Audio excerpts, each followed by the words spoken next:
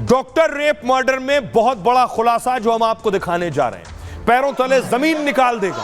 आखिर कोलकाता में बंगाल में प्रदर्शन क्यों नहीं रुक रहा है? अभी भी प्रदर्शन हो रहा है, बताऊंगा क्यों। ये आज की तस्वीर है, लोग सड़कों पर उतरे हैं, प्रदर्शन कर रहे हैं।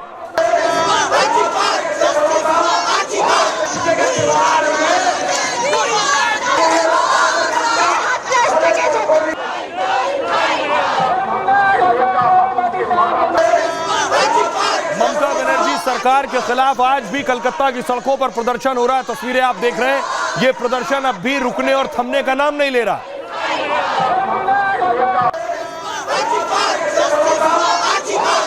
और अब तो ये हो गया कि उनकी साथी इंडी के दूसरे सहयोगी कांग्रेस ने प्रदर्शन किया। अधीर बाबू को देख रहे हैं, अधीर रंजन चौधरी काले कपड़े पहनकर, सर पे काला साफा, काली शर्ट पहनकर कांग्रेस पार्टी के नेता ममता बनर्जी और उनकी सरकार के खिलाफ प्रदर्शन कर रहे हैं।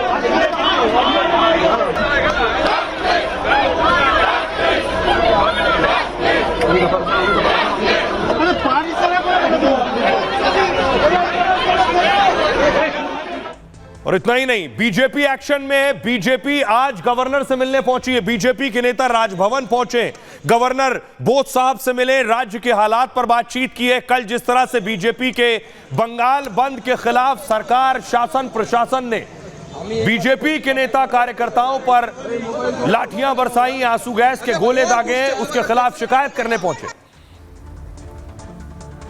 लेकिन सीबीआई क्या कर रही थी? सीबीआई आज पहुंची मुर्दा घर। यह तस्वीर मैं आपको दिखा रहा हूं। कई कर्मचारियों से पूछताछ की है सीबीआई ने। मुर्दा घर का जो स्टाफ था, मॉर्चुरी का जो स्टाफ था, उससे पूछताछ की है। खबर यह है कि 2 जो गार्ड्स थे, उन गार्ड्स का भी पॉलीग्राफ टेस्ट करा दिया गया है। यानी कोई कुछ छिपाने की कोशिश कर रहा है, इसलिए जिस पर शक है उसका पॉलीग्राफ टेस्ट हो रहा है। आज सीबीआई मुर्दा घर पहुंची। और इतना ही नहीं, सीबीआई आज शवदा गृह भी पहुंची है, क्रीमेशन सेंटर, जहां पीड़ित डॉक्टर का अंतिम संस्कार किया गया। आरोप लगा कि बहुत हड़बड़ी में अंतिम संस्कार किया गया, जल्दबाजी में थी किसी तरह की पुलिस कोलकाता की, इसलिए सीबीआई की टीम शवदा गृह भी पहुंची है। साथ ही आपको बताऊं कि एक बहुत बड़ा खुलासा यह कि डॉक्टर के हत्या को खुदकुशी में बदलने की कोशिश हुई। आपको दिख रहा है, ये जो सफेद शर्ट पहने खड़ा शख्स है, ये संदीप घोष है। संदीप घोष से 12 से 13 बार पूछताछ हो चुकी है। कोशिश की गई कि डॉक्टर की हत्या को कैसे खुदकुशी में बदल दिया जाए। 75 सेकंड की, जी हां 75 सेकंड्स की वो आखिरी कॉल मैं आपको सुनवाऊंगा, जिसके जरिए इस पूरे मामले को दबाने की कोशिश हुई है, जिसके जरिए कोशिश थी कि किसी को पता ही नहीं चलने पाए कि डॉक्टर से रेप और मर्डर भी हुआ है। क्या बताया गया है जब पहला फोन लगाया गया? आज ये बहुत बड़ा खुलासा होने जा रहा है। हत्या के बाद क्या हो रहा था कोलकाता में? डॉक्टर के मर्डर के 20 दिन बाद यह बड़ा खुलासा हुआ है।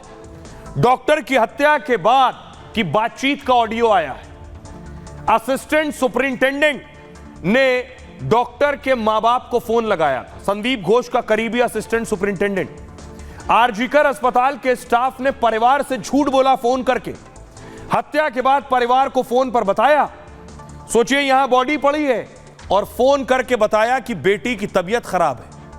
पता चल रहा है डॉक्टर नहीं बताएगा तो किसको पता चलेगा कि एक इंसान अभी उसकी जिंदगी बची है, जिंदा है या नहीं, उसकी मौत हो गई? डॉक्टर को ही पता होगा। ये सारे डॉक्टर्स को पता था, फिर भी परिवार को फोन करके बताया गया कि तबीयत खराब है। ट्रेनी डॉक्टर की मौत सुबह 3 से लेकर 4 बजे के वक्त हो गई थी। वक्त देख रहे हैं आप, 3 से 4 बजे का वक्त था। लेकिन मां बाप को कॉल की गई 10:53 पर। मर्डर के 7 घंटे बाद पीड़ित परिवार से झूठ पर झूठ बोला गया। अस्पताल के प्रिंसिपल संदीप घोष को इससे पहले जानकारी दी गई। सेमिनार हॉल में डॉक्टर के शव की जानकारी ने मिल चुकी थी। पहली कॉल में बताया गया कि बेटी की तबीयत खराब हो गई, डॉक्टर की हालत खराब है, ऐसी जानकारी दी गई। परिवार से कहा गया बेटी को इमरजेंसी में ले जा रहे हैं। हेलो হ্যাঁ বলুন। হ্যাঁ বলুন। কি হয়েছে কি সেটা বলো না একটু। ওনার অবস্থা খুবই খারাপ। আপনি যতটা তাড়াতাড়ি পারবেন চলে আসুন। কি হয়েছে না সেটা বলো না। ওটা তো ডাক্তার বলবে, আপনি একটু তাড়াতাড়ি চলে আসুন এখানে। আপনি কে বলছেন বলুন তো? আমি অ্যাসিস্ট্যান্ট সুপার বলছি, আমি ডাক্তার বলছি না। ডাক্তার নেই হবে কেউ? আমি সুপারিনটেন্ডেন্ট কথা বলছি। হ্যালো, হ্যাঁ ঠিক আছে। হ্যাঁ আমি অ্যাসিস্ট্যান্ট সুপারিনটেন্ডেন্ট কথা বলছি। আপনার মেয়েকে আমরা এমার্জেন্সিতে নিয়ে এসেছি, আপনারা আসুন, এসে যোগাযোগ করুন। ও কি হয়েছিল কি? ও তো ডিউটিতে ছিল। আপনারা জলদি চলে আসুন, যতটা তাড়াতাড়ি পারবেন। হ্যাঁ বলুন। হ্যালো, হ্যালো, হ্যাঁ বলুন। হ্যাঁ বলুন বলুন। কি হয়েছে কি সেটা বলো না একটু। ওনার অবস্থা খুবই খারাপ। ওনার অবস্থা খুবই খারাপ, আপনি যতটা তাড়াতাড়ি পারবেন চলে আসুন। কি হয়েছে না সেটা বলো না। ওটা তো ডাক্তার বলবে, আপনি একটু তাড়াতাড়ি চলে আসুন এখানে। আপনি কে বলছেন বলুন তো? আমি অ্যাসিস্ট্যান্ট সুপার বলছি, আমি ডাক্তার বলছি না। ডাক্তার নেই হবে কেউ? আমি সুপারিনটেন্ডেন্ট কথা বলছি। হ্যালো, হ্যাঁ ঠিক আছে। হ্যাঁ আমি অ্যাসিস্ট্যান্ট সুপারিনটেন্ডেন্ট কথা বলছি। আপনার মেয়েকে আমরা এমার্জেন্সিতে নিয়ে এসেছি, আপনারা আসুন, এসে যোগাযোগ করুন। ও কি হয়েছিল কি? ও তো ডিউটিতে ছিল। আপনারা জলদি চলে আসুন, যতটা তাড়াতাড়ি পারবেন। दूसरा जो बातचीत हुई वो मैं आपको दिखाऊंगा। दूसरी बार जब फोन किया गया तो क्या हुआ। पहले कॉल के कुछ देर बाद ही दूसरा कॉल किया गया। आरजीकर कॉलेज के असिस्टेंट सुपरिंटेंडेंट ने फिर से कॉल किया। इस बार परिवार को बताया गया कि आपकी बेटी ने खुदकुशी कर ली। दूसरे कॉल में भी परिवार से रेप मर्डर की बात छिपाई गई है। अस्पताल की तरफ से बताया गया कि पुलिस मौके पर है, अस्पताल के सामने पुलिस पहुंच चुकी है। परिवार को मौके पर जल्दी से जल्दी आने के लिए कहा गया, लेकिन तब भी परिवार से झूठ बोला जा रहा था। रेप मर्डर की बात परिवार से 7 घंटे बाद भी छिपाई गई।